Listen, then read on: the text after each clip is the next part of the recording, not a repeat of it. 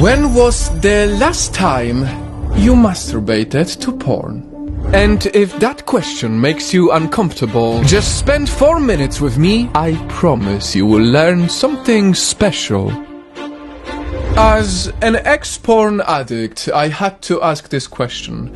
What does a lot of porn do to our brains? Meet Anna Fox, a porn star. Anna, what do you think about the porn industry? I definitely do not think that we are Sex 101, which we are a fantasy guide, and it kind of sucks that people are using porn to educate themselves on how to have sex, because we're cheating. we're definitely cheating. A fantasy guide?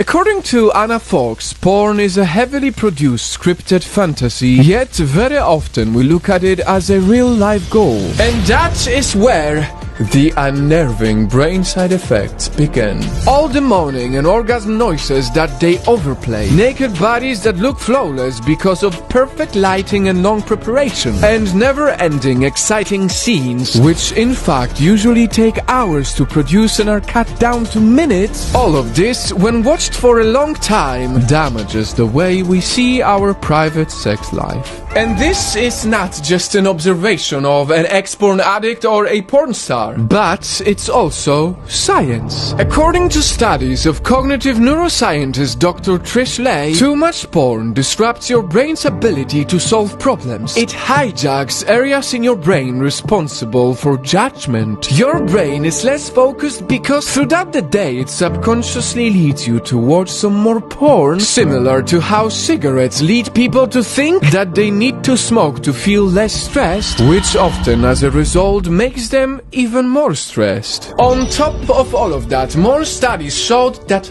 obviously too much porn makes you less sensitive for strong sexual scenes. So when a daily porn viewer has sex with their partner, they may never get the same high that extreme porn feeds them. Now, as I say all of this, it feels good to know that this no longer applies to me.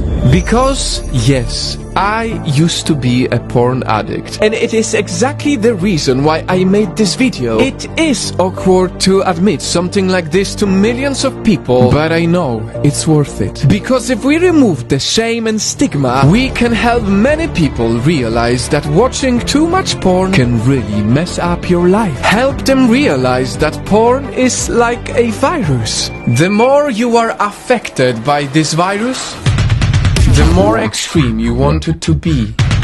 Oral, anal, roleplay, teenage gangbang, orgy, pain, gagging, incest, rape.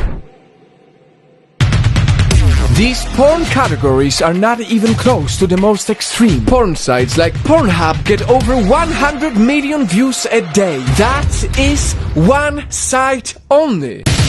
A site that mostly promotes that guys who never ejaculate or girls who don't scream basically don't exist, that women get aroused more when you hurt them, or maybe that not asking for consent is sexy. I once met with a guy who shared his concerns about his girlfriend never screaming and moaning like they do in porn. And he goes, "What am I doing wrong?"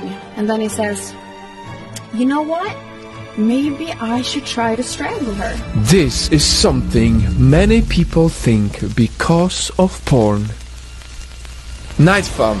I absolutely love sex. It is a beautiful thing to celebrate. An amazing, passion-driven, otherworldly connector. A real intimacy for someone you care about. A way to connect with your loved one. And that is exactly why we should always protect this beautiful thing by understanding the brain side effects caused by porn. I am not naive, and I know that people will keep on watching porn forever. But as you do, I hope you remember that porn is only a fantasy, but the way it can damage your life or relationship is not a fantasy, it is very real.